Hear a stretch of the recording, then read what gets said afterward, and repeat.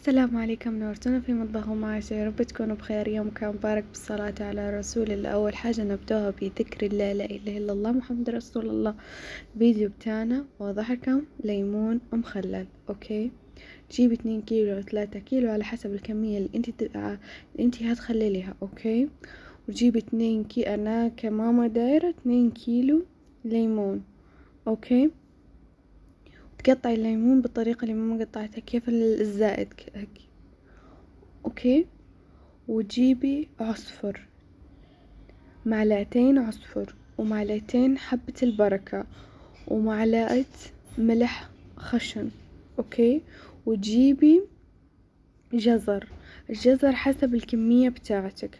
تمام، والمية تكون ساخنة وتحطي فيها الليمون ما يطولش، عدي 10 دقايق على يدك وشيليه.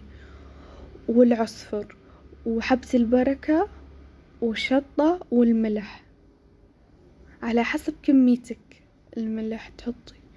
اوكي، وتجيبي جزر تحطي كيلو كيف ما انتي تبي. كل ما تكتري جزر بصراحة طعمه كيس حلو. انا من الناس اللي يحبش الليمون بس حبيته. هنا خلاص نوري فيكم ان الليمون تشيليه، تعدي 10 دقايق على يدك، ما تطوليش الليمون تقولي لا صيبيه، لا عدي 10 دقايق. مية الليمون ما تشيليهاش، تكوني جايبة مية مسقعة من الفلتر وتديري بيها الليمون وتشيليه. اوكي، وشفتي الطريقة اللي ماما تحشي بيها العصفر وتدكيه جوا، تدكيه في الليمونة. اوكي، عصفر، معلقتين عصفر، معلقتين حبة البركة، معلقة شطة، معلقة ملح. هذه مقادير ماما على 2 كيلو. اوكي، وتجيبي برطمانك السمح تعبي فيه وتحطي جزر، تعبي وحطي جزر. اوكي، مية الليمون ما ترميهاش، هنوريك عشان هنستفادوا بيها كيف. اوكي، ولو مش دايرتلي لايك ديرلي لايك، لو جديد قاعد تتفرج على الفيديو اشترك في القناة. كل عادة اللايك بيدعمني ومش هيخسرك شي. لو عجبتكم الطريقة اكتبولي في التعليقات. اوكي، ونرجع نقول لكم اللي مش مشترك في القناة ويتفرج على الفيديو جديد اشترك في القناة.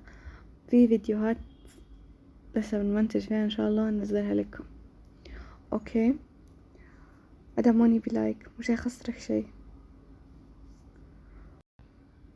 ومعاكم لحظة بلحظة شوفوا كيف حشيتها مرة تانية.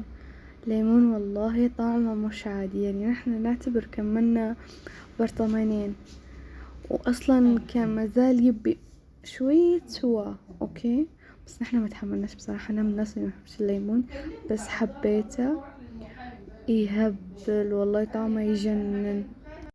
تسيبيه لمدة 10 أيام مثلا، تشي بكل وتحطيه في مكان يعني في الدولاب،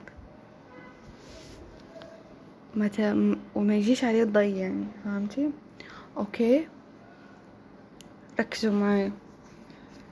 بعد ما ماما جابت حشياتها كلها الليمون حطيتها في البرطمان. تمام، جابت 3 معالق كبار ملح. اوكي، ومية المخلل. هنوري فيكم ان حشية ان الليمون جاهز. اوكي، 3 معالق كبار سمحاتك، وتملحي حركي لين الملح يدوب كله. هذه مية الليمون اللي انتي خللتيه فيها، هتستفادي بيها. قلتلك ما ترميهاش عشان اللحظة هذه. اوكي، وتجيبي كوب قصدي، وتملي بيها البرطمانات. تمام، وتعبيها فل لين ما البرطمان يتعبى هيك، يعوم على قولتهم، يعوم الليمون عليه. اوكي، بالطريقة هذه.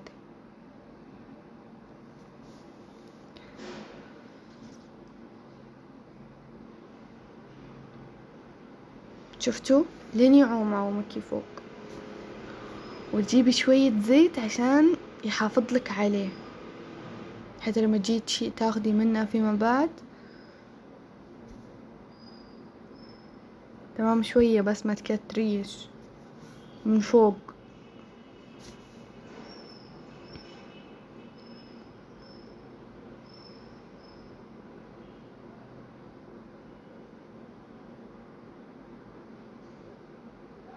والله نرجع نقول لكم إنه كان طعمه مش عادي، خرافي.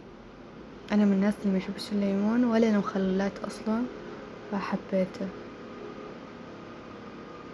شوية. شفتوا الكمية؟ شوية، ما تكتري.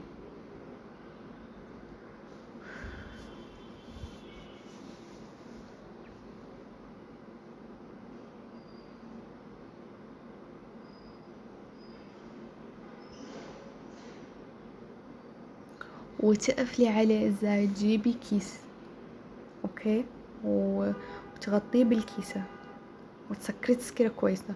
شفتوه أنا بعد ما استوى نوري فيكم، والله كان طعمه خرافة خرافة خرافة بصراحة. يستحق انه نصوره وننزله ونوريكم طريقة ماما.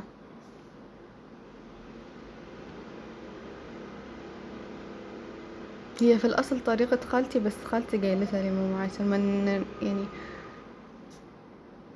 ما نكررش فضل خالتي، هي اللي طريقة على بتاعت وعمايل ماما. لو عجبتكم ندعموني بلايك وكومنت وقولوا لي رايكم في الوصفة في التعليقات، وهنكتب لكم في صندوق الوصف المكونات بتاعتها. عصفر، معلقتين عصفر، نرجع نكرر، ومعلقتين حبة البركة، ومعلقة شطة، وعلى حسب ما انتي تبي سبايسي ولا، بس خليكي على معلقة واحدة لو انتي هتحطي 2 كيلو، اوكي. وتحطي لها ملح، معلقة ملح وبس. وهنكتب كم. والعصفر تجيبيه من عند العطار، وحبة البركة هتجيبها من عند العطار، والجزر هتجيبيه من عند الخضرجي. والجزر كتري، كل ما تكتري جزر كل ما يطلع خرافي. ومع السلامة.